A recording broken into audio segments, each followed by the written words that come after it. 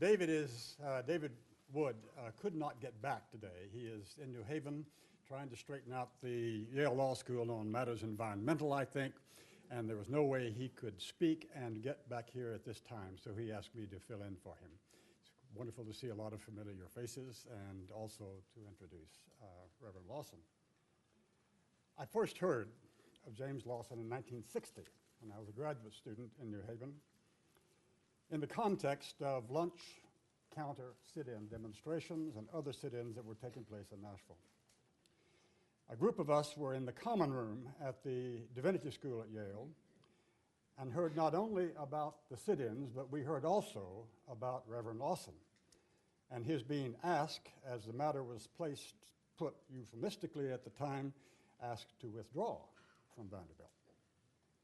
By that time in 1960, Reverend Lawson had already spent some jail time as a conscientious objector who refused the draft in 1951. He had lived for 3 years in India as a Methodist missionary and as a student of Gandhi's nonviolent teachings and strategies.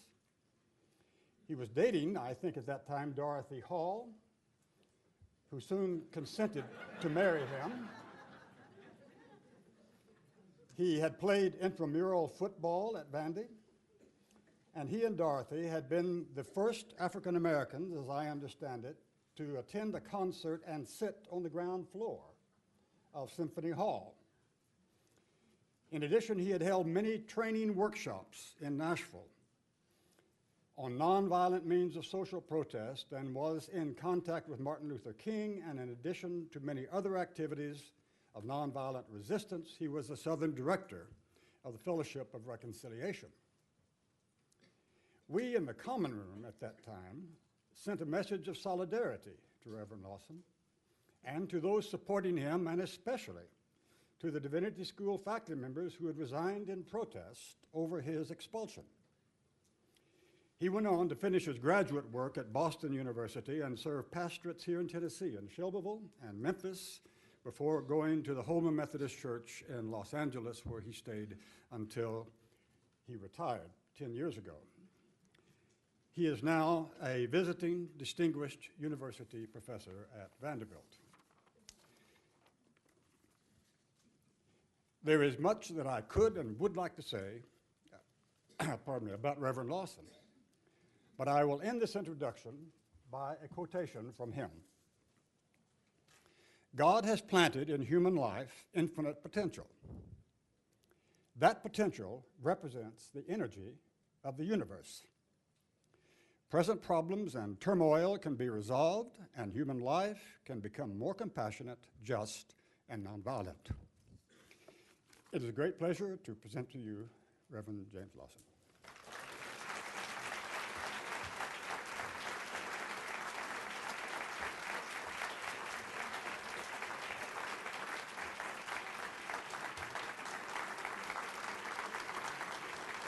Thank you very much.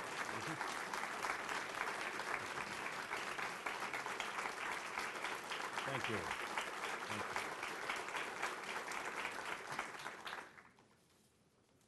Thank you very much. I am pleased to be here for this Thinking Out of the Lunchbox program. I am especially pleased to know of such an effort being made in Nashville at the public library, because I have been impressed over the years with this public library, the Civil Rights Room, and the energy that goes on here for creative thinking and reading and examination of all sorts of issues.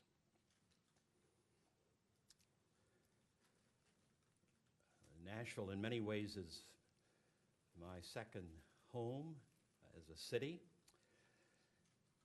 I did meet Dorothy Wood here, and she's the only person I dated when I came to Nashville in 1958, and we this year celebrated our 50th wedding anniversary.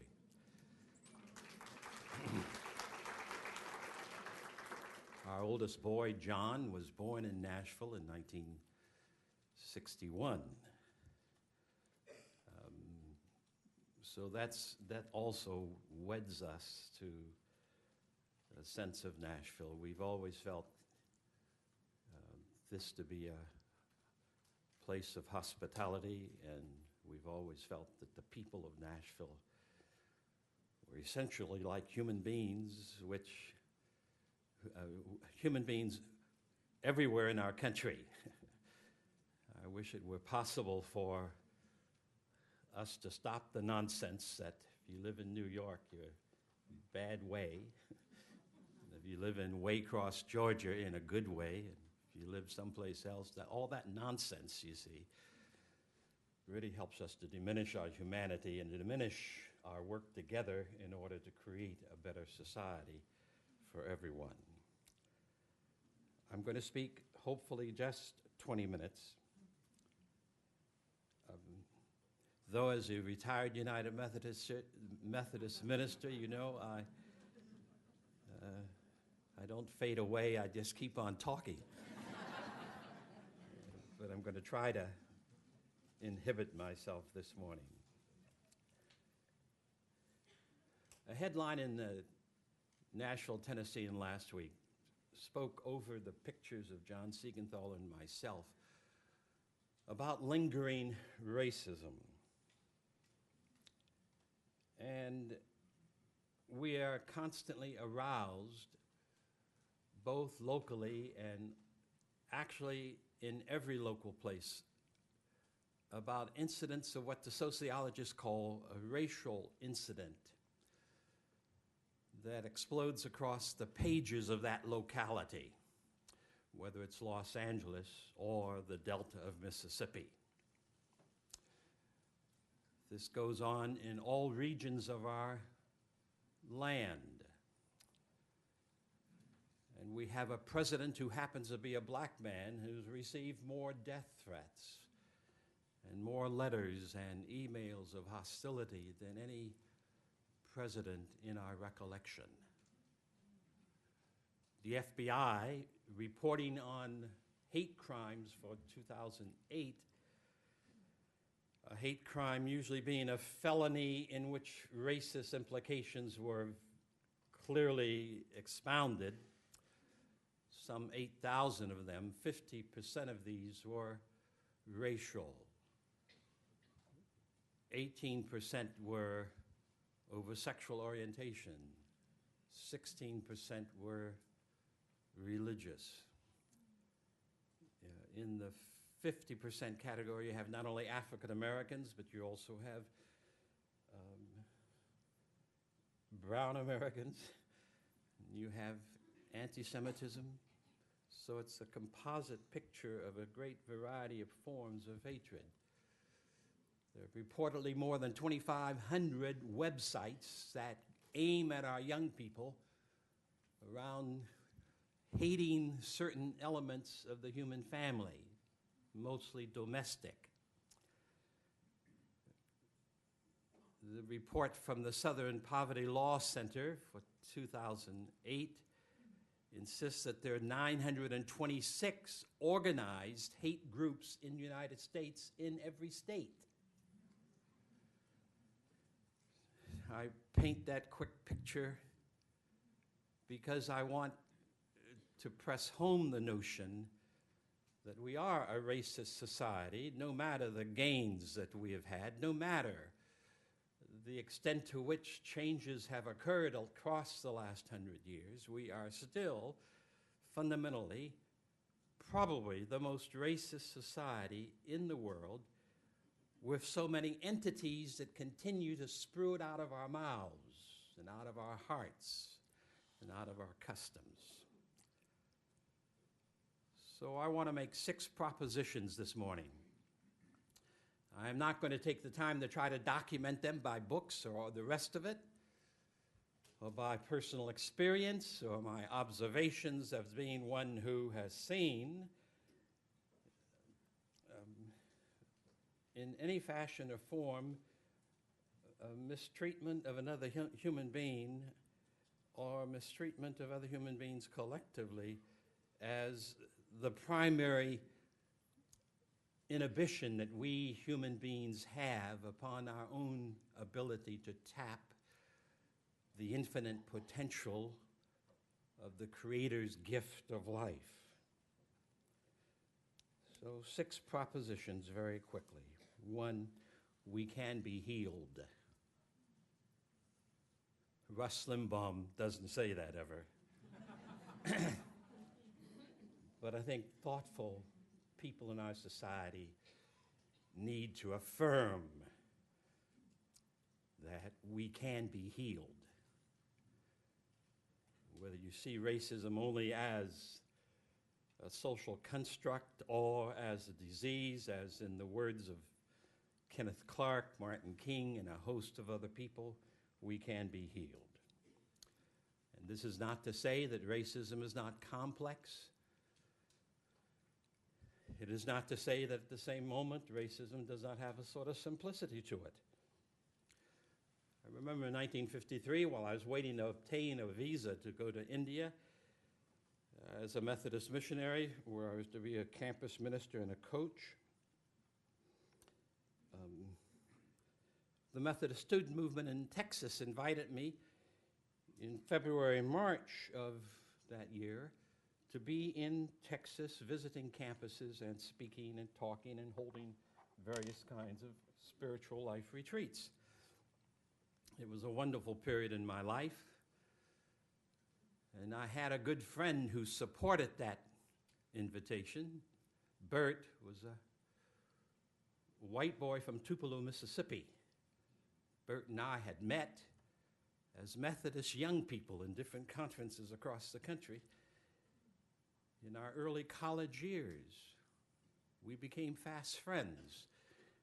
And wherever we were together, we loved to play football and to get touch football games on conference college campuses in different parts of the country. While Bert was working on his master's degree in physical education and coaching, and so Bert invited me to live in his apartment that was on the SMU campus.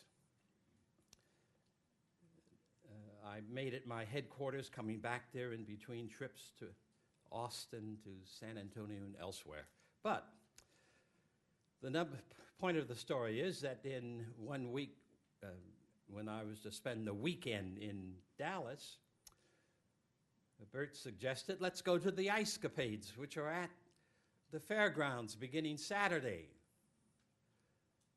And so he called to get tickets and asked about segregation and told that a colored person could not come. I suggested he call again and ask if there were a segregation section. So he called the second time and was told there's no segregated section. It's a program for whites only. So I suggested to him then that he call the third time. I said, Bert, ask them if an international visitor from India can attend. And he was assured that an international visitor from India would be very welcome.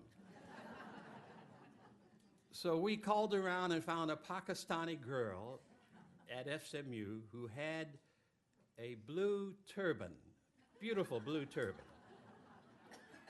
And she came over to Bert's apartment Saturday morning, and she put that turban around my head in good Sikh style.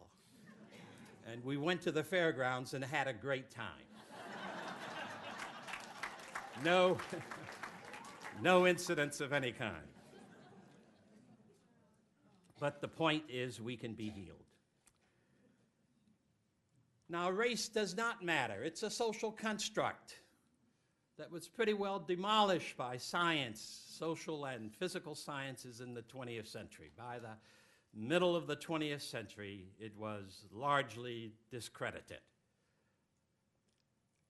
Race should not matter, nor should gender matter, nor should age matter, nor should creed, nor should country, nor should language, nor should disability, nor should sexual orientation, nor should height, or color of eyes, or hair, or size. None of that should matter for any of us in relationship to one another. and in relationship to human beings all over the earth. But racism is not a social construct. It is a pattern of life that is deeply rooted in American life. Now, I don't want anyone to feel guilty or feel shameful about this, because if you are a resident of this country, you did not make or create racism, you inherited it. All of us have inherited it.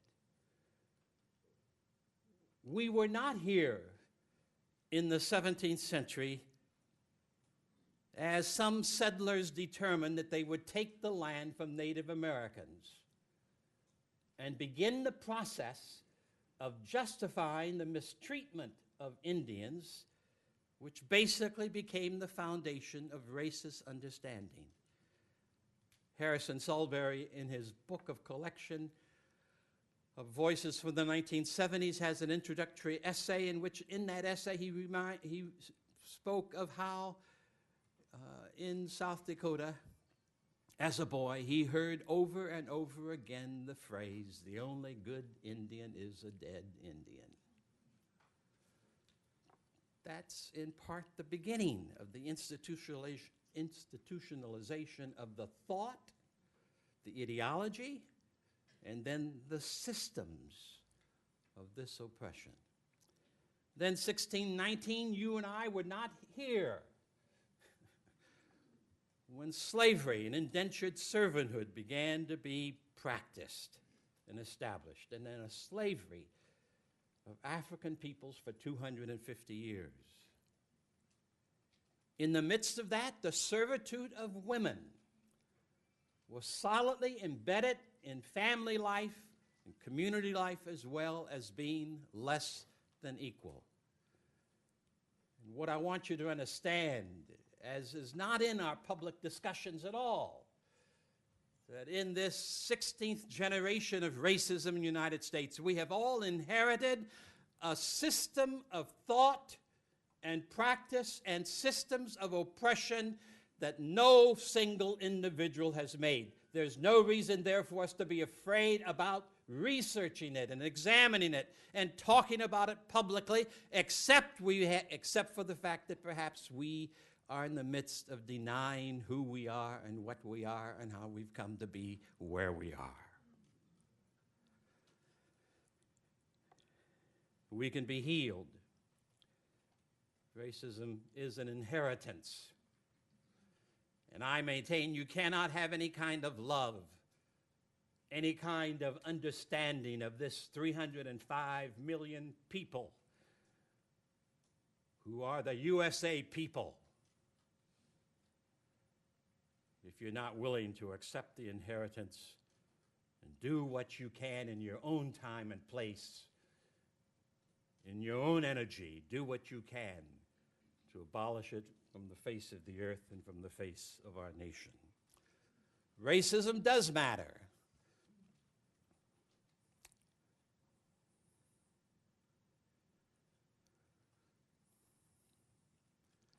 As a Methodist preacher, I am persuaded that Moses and Jesus, the Hebrew Bible and the Christian Bible, are absolutely correct when they insist that the paramount teaching of life, the paramount commandment, the paramount law, the paramount principle of life is you shall love God, and substitute for the word God truth and beauty and wonder and life and love. You shall love God with all your heart and soul and mind and strength, and your neighbor as yourself. And Jesus said, this is the entirety of the law and the prophets. This is in the entirety of human life.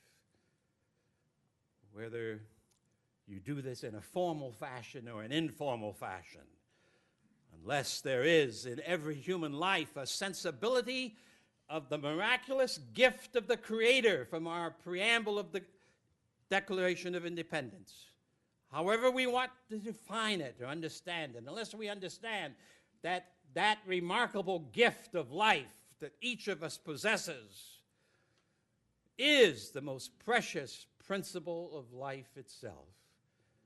And to violate it by defining or marginalizing any other human being or any group of human beings or any part of the human family across the face of the earth is to discredit yourself and your own life. It does matter in the ancient wisdom of the human family that we have so many voices in media and in the political debates that are voices of disdain and repudiation of life, and of racial and religious and gender hatred. It does matter that we have groups of people in our country who hang on to a narrow, earth is flat ideology around the disdaining of some set of human beings. That's my third point, that the very quality of life is dependent upon our abolishing every ism that violates the gift of the Creator and the gift of life, whether it's next door or across 10,000 miles away.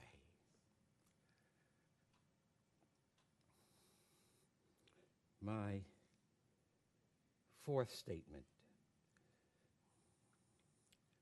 my fourth proposition,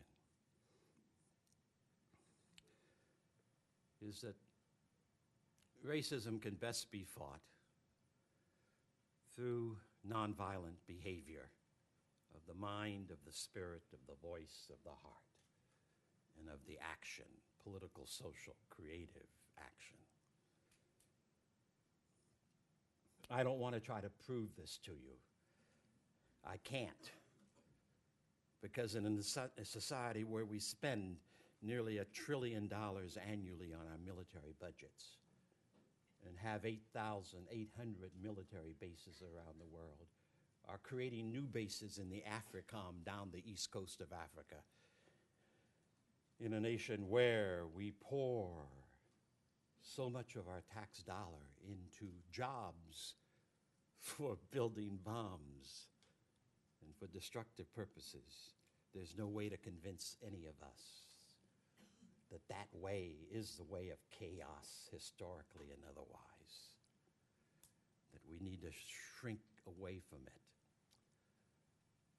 But in the 20th century, unknown to millions and millions of people,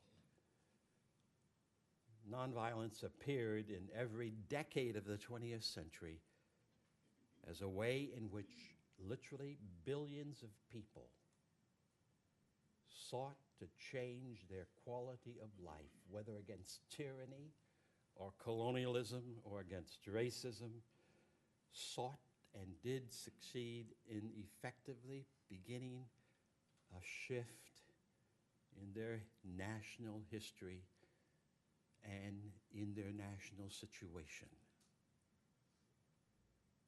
Gandhi, who experimented with this process for 50 years, said it is a science. And it's a relatively simple science. It's a science rooted in the evidence, rooted in reason. And anyone, anywhere in the world can practice it and develop it and come up with the same evidence that it is the most effective way of living.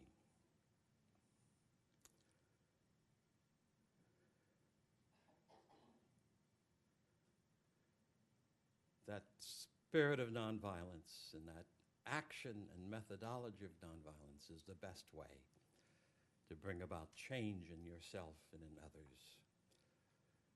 So I want to impress upon you this afternoon very quickly that each one of us has a responsibility to not pretend that racism does not matter.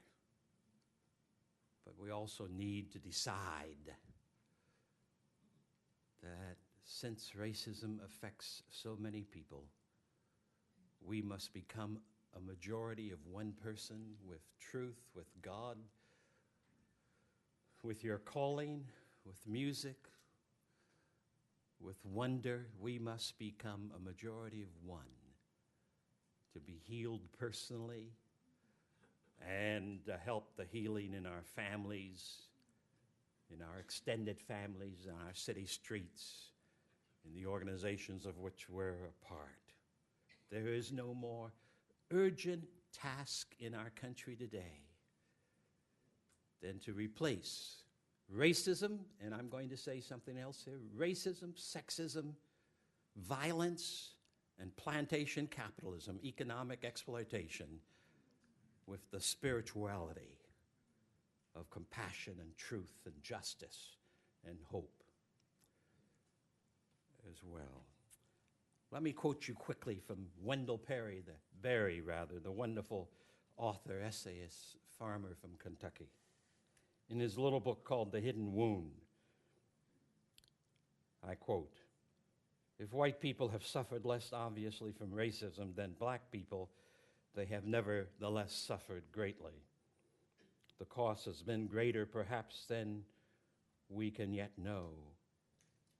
If the white person has inflicted the wound of racism upon black people, the cost has been that he would receive the mirror image of that wound in himself or herself. The wound is in me, as complex and deep in my flesh as blood and nerves. I want to know as fully and exactly as I can what the wound is and how much I am suffering from it, and I want to be cured. I want to be free of the wound myself, and I do not want to pass it on to my children." We are a 16th generational racist country, and we've passed it on from generation to generation since 1609 or 1523, however you want to count it.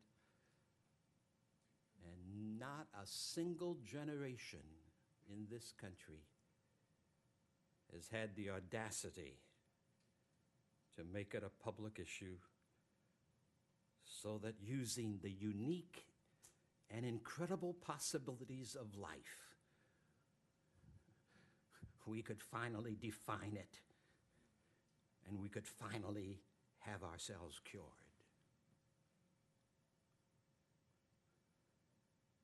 The sixth proposition I give you is that Nashville 50 years ago in November, we were holding workshops at the Clark Memorial United Methodist Church, training a group of clergy and laity and students whom we had recruited to begin the task, not of a sit-in movement, but to desegregate downtown Nashville. That was the chosen purpose by people like Dolores Wilkerson and Kelly Miller Smith and Andrew White and Charles Walker and Helen Roberts and a host of others, who determined that nonviolence has a message for us, that we can make a change in Nashville that would really shift the history of the city.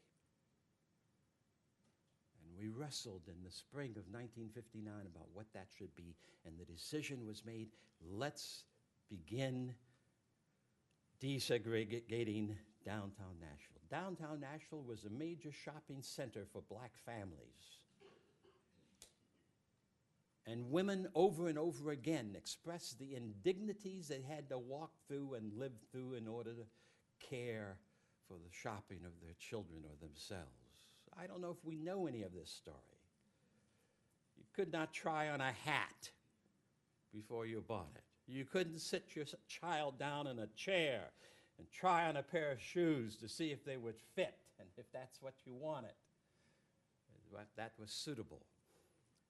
You often had discourtesies as you spent your money, whether in groceries or on a tube of toothpaste. An inhospitable climate in a general fashion, and no one literally protested it. White and colored drinking fountains, sometimes waiting rooms in public, restrooms rather, in public places, white gentlemen, white ladies, and then colored. So it was women who impacted my own thinking about the matter and helped me to move to the choice. Desegregate downtown Nashville. It was an issue not of a hamburger, but of the indignity that people often faced in doing the caring for their families. Now, we didn't ask for a vote from anybody about that. We didn't go to any traditional leadership. We didn't ask the Human Relations Council or the mayor or the city council or anybody. The Nashville Christian Leadership Council made the decision out of workshops that had 30 to 60 people in them for weeks. And we said the next target, the next place for a nonviolent approach is Nashville, downtown Nashville. And we trained people for that purpose. And so February 13th was the second sit-in. February the 27th, 1960, was the first civil disobedience effort in Nashville. April 19th, Alexander Luby's home was bombed. But May 10th, the desegregation began. Waiting rooms had been renovated in the Union Station and in the Greyhound bus station and in Harvey's department store. Signs over drinking fountains had already begun to come down. We made no announcement of the change. But in 6 to 10 different restaurants and counters, Negroes were served without any kind of a hitch. Clerks and workers in the downtown area were reoriented to their responsibility to treat each person as they themselves wanted to be treated. And it happened. Nashville led the country in that regard. And while there was some turmoil and mayhem, fundamentally, the approach absorbed the turmoil and the violence and the hostility in itself, did not escalate it or retaliate it, therefore did not multiply it. That's ancient wisdom. An eye for an eye and a tooth for a tooth, and soon everybody is blind and toothless. Those are the words of Gandhi. And it occurred. Nashville ought to celebrate that. But in celebrating it, the 50th year next year, Nashville ought to ask itself also, what's our next step? What's the next level? Do we simply fit in to urban racism and segregation and housing and schools and jobs and all across the nation? Or is Nashville have the tenacity and the vision to say that's not the purpose of the Creator and to help us to move to another level? We are not yet what we ought to be as a city, as a people. I'm grateful that we are not now what we were. But the third proposition is that we must grab hold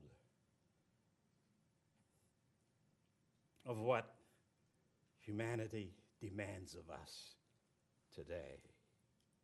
Martin King has said it better than I can. Human progress is neither automatic nor inevitable. Every step towards the goal of justice and truth in the beloved community requires sacrifice, suffering, and struggle. The tireless exertions and passionate concern of dedicated young people, men and women. This is no time for apathy or complacency. This is a time for vigorous and positive action. The point I want to make is that we can be healed and we can heal our institutions and our systems. I'm still one of those romantic people who insist that the great vision for the founding of this country must yet be our vision. We hold these truths to be self-evident, that all are created equal, that all are endowed with certain inalienable rights, and among these are life, liberty, and the pursuit of happiness. We can be healed. Let's make that our action and our mission in 2009. Thank you.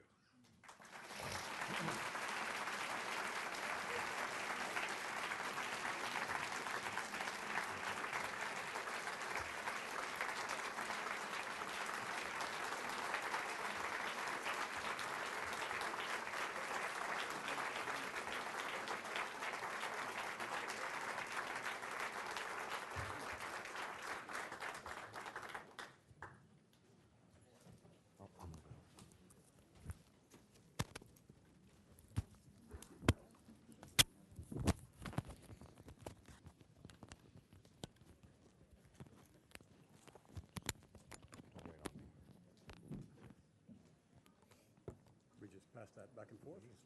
All right. I think the custom has been, after speeches. All right, let's bring this up. This works? Yeah. Oh, thank you. Oh, sure. I think the custom has been here that after a talk is given, I think very few of which receive standing ovations, Reverend Lawson. Either David Wood starts the questions or people in the audience will have questions they want to raise. My guess is there are plenty of things that you would like to hear Reverend Lawson speak further on. So before I raise any questions as icebreakers, let's see if we can start, for example, to my left. Thank you. Reverend Lawson, I'm Holly Spann. I work at Vanderbilt. And as we speak, there's a lawsuit being litigated by the ACLU, Larry Woods, Walter Searcy, that has to do with a school board decision that has been perceived as being a resegregation in our Nashville public schools. I'd like to know, have you looked at that case? Do you have an opinion about that? Do you have would you wager to say what you think the outcome will be?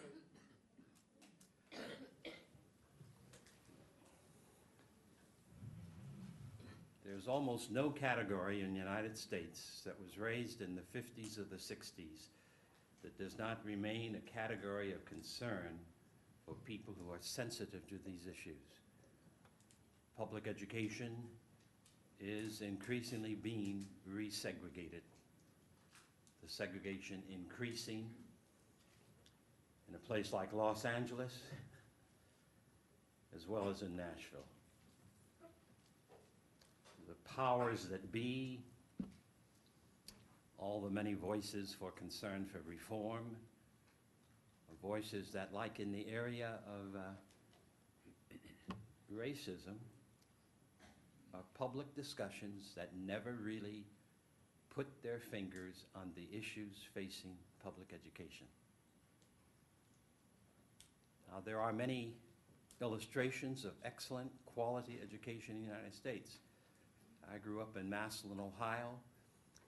We had then, as they have now, an excellent school system that has never been neglected in terms of taxes or the dollars spent or the credentials of teachers, and it's never been permitted to segregate in any fashion. It was desegregated in the 1930s when I began school, and it's remained desegregated. Our family has had now, out of those high schools, some 23 people, my own siblings plus nephews and nieces. So there are school districts in the country that have maintained a quality for every child.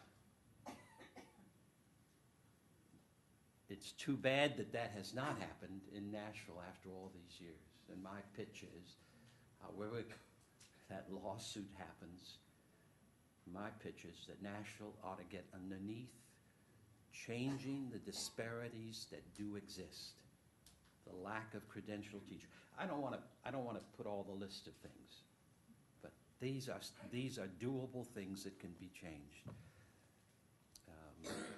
And so whatever the outcome of that case, the issue of resegregation of public education is well established by the studies from Peabody, the studies from Harvard University, and the studies literally from all around the country. So it's a legitimate case, however it may be discerned. I have to say, you see, that plantation capitalism has never wanted quality education for every boy and every girl anywhere in the country. Simply has not. Never. And the political figures and elected officials have pretty much followed that pattern. If you look around in this one area, we do not have a robust national leadership, governors, senators, president, cabinet, major institutions, educational, medical, and business. We do not have a robust national leadership that believes and works for and makes as an urgent agenda the well-being of every baby born in our society, no matter where they're born, that includes for that child a future with quality education, access, opportunity to become whatever life has planted in them to become. We don't have such an intention, and we never have. So maybe one of the issues has to be that we ordinary people work to develop a city and state and national leadership on some of these issues that really look to the well-being of 305 million people and not to their own ideologies and what? Yes, sir. Yes, I'm Graham Perry. I'm the curator of social history at the Tennessee State Museum, and it's good to see you for the first time. My question would be, having taught myself in Memphis, and my wife also did that too, in thinking of the difference between the students that you trained back in 1959 and how to mobilize students today for some of the things that you're talking about, how would you go about trying to do that? Is there a difference, first of all, in your opinion, and how would you go about doing that?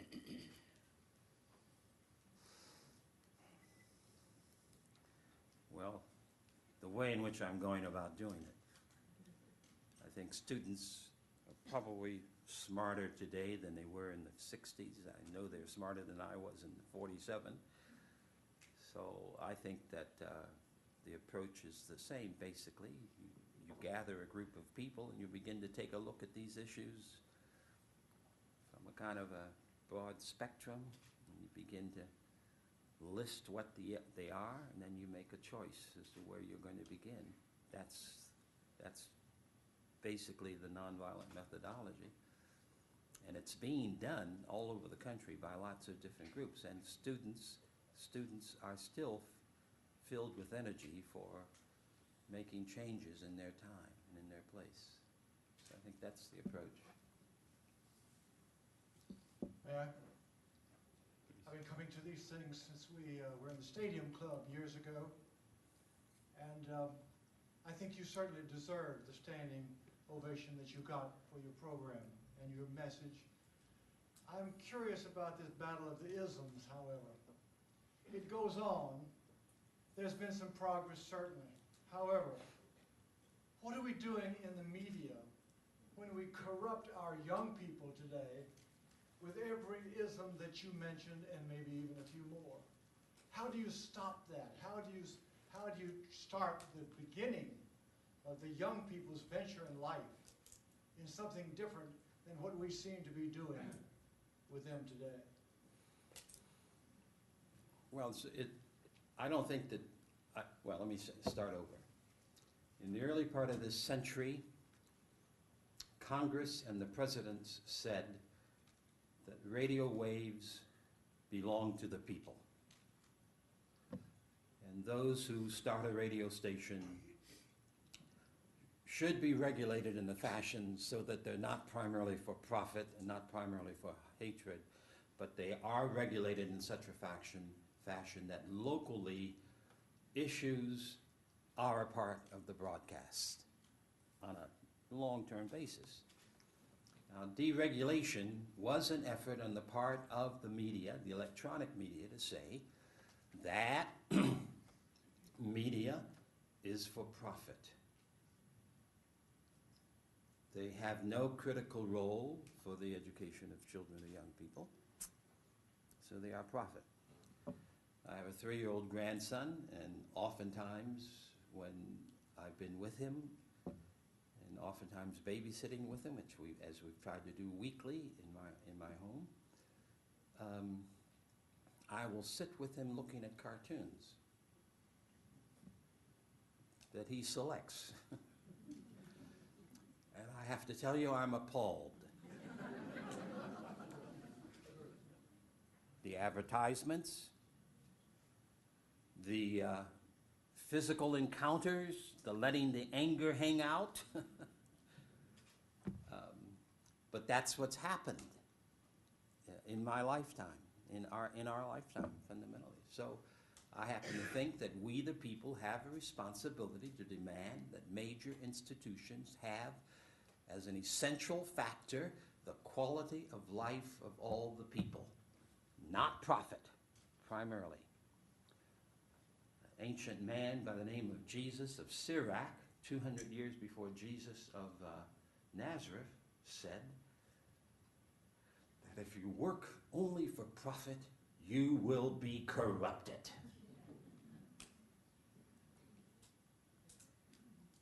So I happen to be in that class that thinks that the 305 million people must somehow exert their energy, withdraw our consent from some of these things that have happened in the last 20 years or 30 years, and begin to reestablish institutions at every level that are profitable for the soul.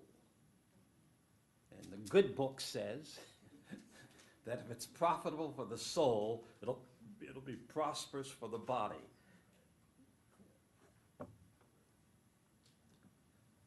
Yes, ma'am. Yes, ma'am. Reverend Lawson, from what you've shared this afternoon, my name is Zakia, how do I pursue my personal healing in matters of racism? Well, I think you need to try to work that out for yourself. And I would not venture to try to suggest how you do this. But one of the forms that racism and sexism have assumed in this country is what the sociologists call adversive racism. They have another title for sexism. That, and I saw this in Los Angeles decades ago as well. I walk into my, I'll take an example that I know about.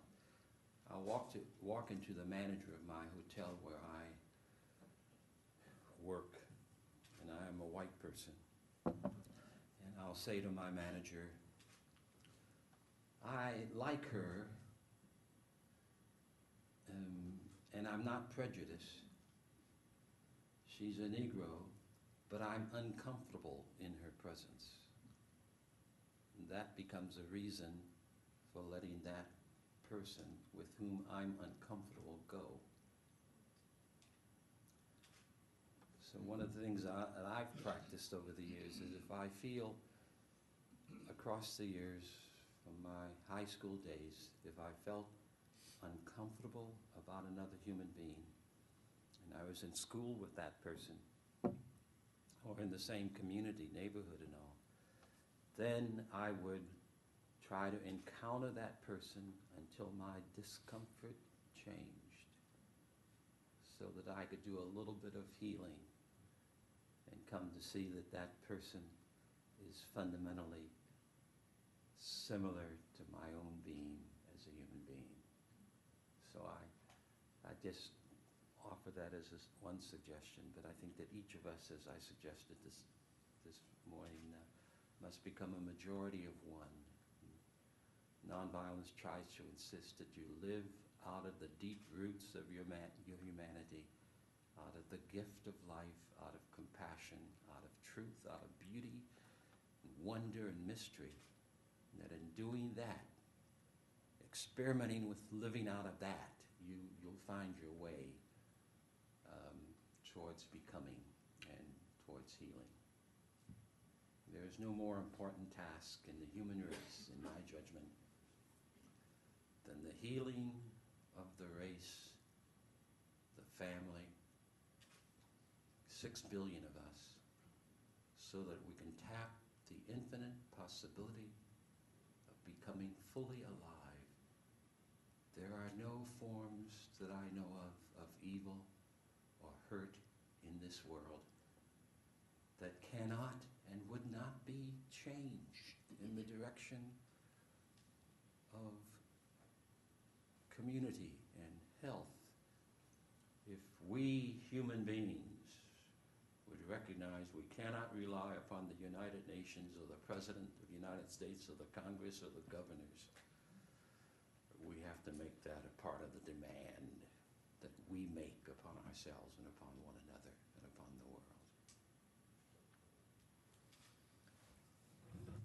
What did Thomas Paine, I can't quite remember his words, Thomas Paine said in his Common Sense,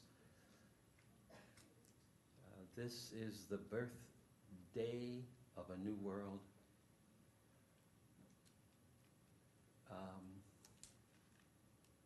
We are trying to make the beginning of a new world. And that's what he said in 1776 in February. And that spirit in our own history needs to become the spirit again with which we live. And I know this sounds foolish, but I insist that every advance of the human family has become through such a spirituality in one or many. And somehow we in the United States have to recapture that spirit. Reverend Lawson, we're deeply in your debt for what you've said and done today, and thank you very much for coming, and thank you all for coming too. You're welcome.